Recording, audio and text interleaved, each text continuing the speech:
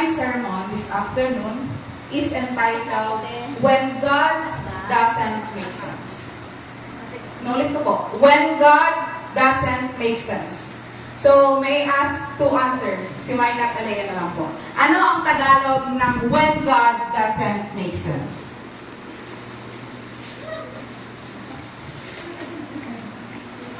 Ano ang Tagalog ng When God Doesn't Make Sense?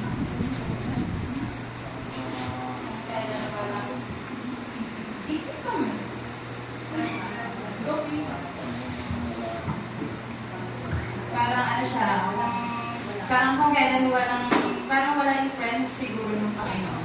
Wala yung presence ng Panginoon. How about you, Micah? Parang walang friends ako.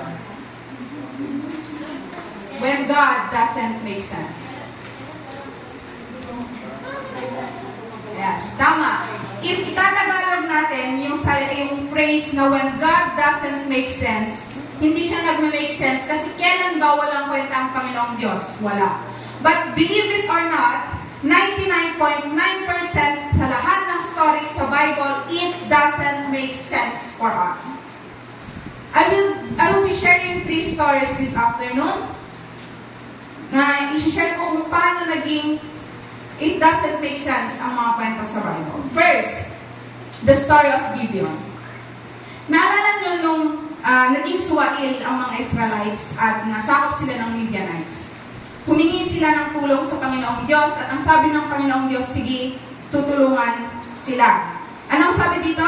The Lord turned to him. Sinong kinakausap niya? Si Gideon. Go in the strength you have and save Israel out of Midian's hand. Am I not sending you? Then sumagot si Gideon. Anong sabi? Pardon me, my Lord. But how can I save Israel? My clan is the weakest in Manasseh and I am the least in my family. Sinabi niya, paano ko i-save ang mga Israelites kung kami ang pinakakahina? Kami ang pinakamaliit. Does it make sense? No. Kung nanonood kayo ng mga basketball, volleyball, saan kayo kumakampi? Sa mataas ang score o sa maliit? Sa maliit? Sa mataas, sa nananalo na side. So, ganun din dito. Sa Midianites and sa grupo ni Gideons. If bibilangin natin, sobrang liit ng number ng mga grupo ni Gideon kumpara sa Midianites. So, paano nila isi-save? Hindi lang ito yung it doesn't make sense doon mga kapatid. Pero ito pa, imbis na sabihin ng Panginoon, go and train your warriors. Hindi, ang ginawa niya, papuntahin mo at tignan mo kung paano sila uminom. Paano tutulong yun? Sasabihin pa ng Panginoon, napakadami nyo. Hanggang sa naging 300 na lang, does it make sense? No. There are so many stories in the Bible that it doesn't make sense. Next, David. Alam ko, alam na ng mga tao itong kwento ni David. But, napakaliit ni David compare kay Goliath.